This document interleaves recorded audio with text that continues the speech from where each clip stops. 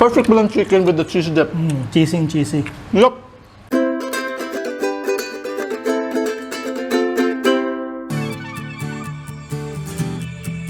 Maayong adlaw mga kahigalaan! Ako si Chakoy and welcome sa Wandering Kusina.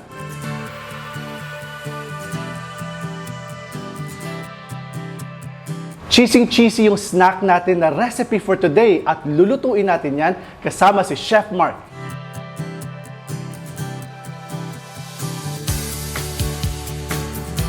Hi mga ka-wonders! Ang lulutuin natin ngayon is cheese dip para sa ating snack platter.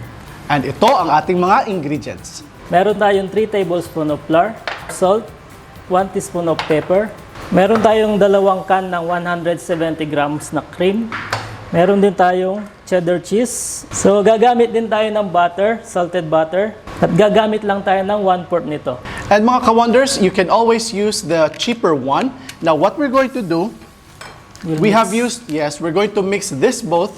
Gagamitin namin is half nito, so 200 grams nito and 200 grams din nito. This is the low-fat na cheddar, regular cheddar na mas mura.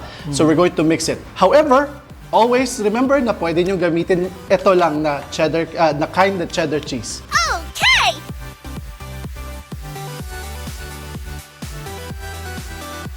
So mga wonders, yung first step natin, magme-melt lang tayo ng butter sa ating pan, yung 100 grams. While ako i-shred ko tong cheese natin. Tama? Sige. Buksan natin tong cheese natin. If you're wondering and you want to know kung anong klaseng cheese tong binili namin, it's a mild cheddar. Ang brand nito is Monte Cristo. Hinahan lang natin yung ating kalan para hindi masunog yung ating butter.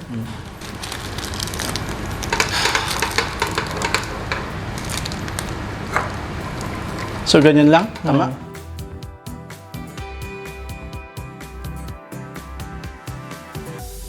So mga ka-wonders, tunaw na yung ating butter. So ilalagay natin yung ating flour. 3 tablespoon.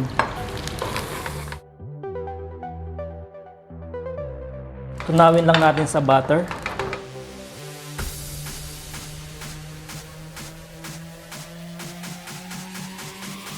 And then, half din naman na itong regular cheddar cheese natin mga ka-wonders.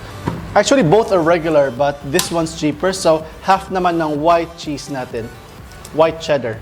Don't get confused sa ginawa namin na pinagsama namin itong dalawa. It's just that available siya and we just want to mix and match. But, as we mentioned, you can always use this brand. Para sa recipe na to, pwede nyong hindi na to bilhin tong yellow na cheddar cheese, pwedeng ito lang yung bibilhin nyo. So isusunod natin yung ating cream. Lalagyan na natin yung ating cream.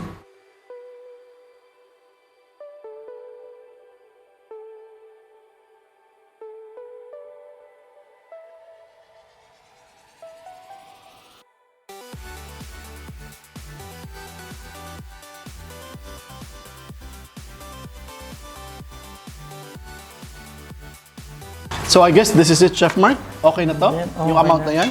Then slowly lalagyan natin siya ng milk.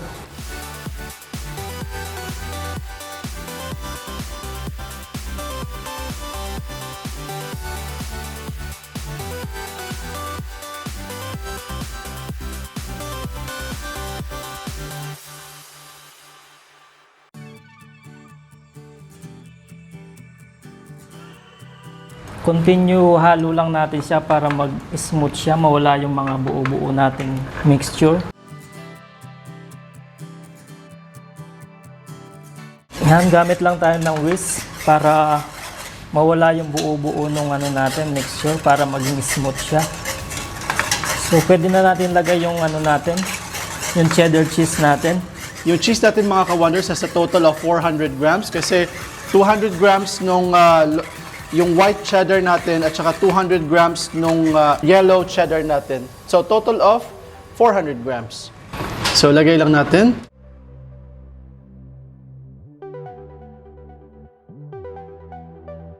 Yan.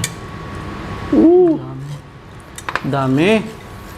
Haluin lang natin siya mga wonders hanggang malusaw yung cheese natin. Hanggang maging smooth siya. And as you may notice, itong ginagawa natin, definitely you know this because Ito yung same dip na kinakain natin pag may nachos tayo, may french fries, or may chicken, or yung chicken nuggets. See, look at that. It's getting smoother. Tapos, pinapamelt lang natin yung cheese itself. See? Unti-unti siya nagme-melt. Wow. Oh my goodness. Kailangan natin ng pang-tikim.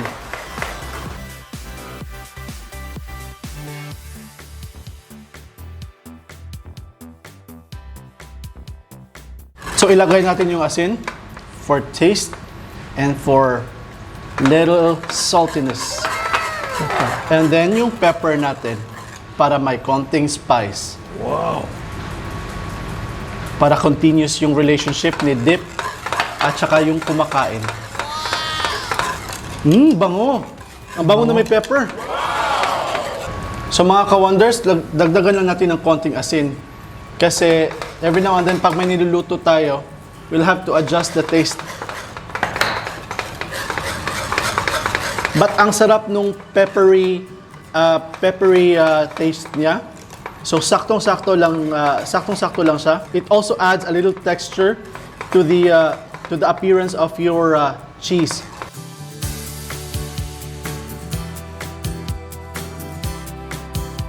So mga ka-wonders, yung ginamit nating milk, siguro mga 1.5 cups yun. So, Perfect yun siya yung, sa 1.5 400 grams natin na cheese na ginamit. So, okay na siya. So mga ka-wonders, tikman na natin kung anong lasa nitong cheese dip natin. Yan. So tikman natin.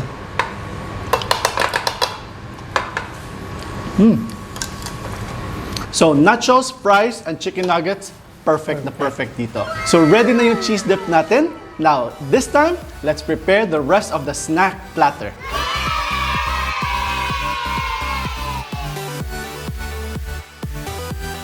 So mga ka-wonders, ready ng ating cheese dip snack platter. Now we've got nachos at Doritos lang po ito. No? Psst, nahulog pa.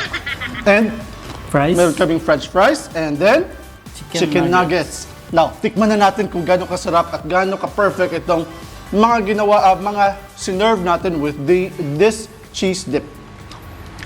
Try natin ito.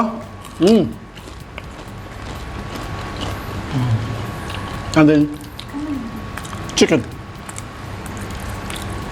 Ubus na. No. Perfect lang chicken with the cheese dip. Cheesy. Yup. It's delicious and it's perfectly made for any party, any events. Pwede din pang pulutan and pwede din pang handaan. There you have it mga ka-wonders. If you like this video, give us a thumbs up at share nyo na rin sa mga social media pages nyo. And please provide us your comments regardless kung anong masasabi nyo sa video na to. At i-follow nyo yung recipe na to para sa next nyong celebration. Okay? Okay. So please don't forget to like us in Facebook, Instagram, and Twitter. Daghang salamat mga ka-wonders. Ako si Chakoy. And ako si Mark. Stay cool, stay safe, and peace.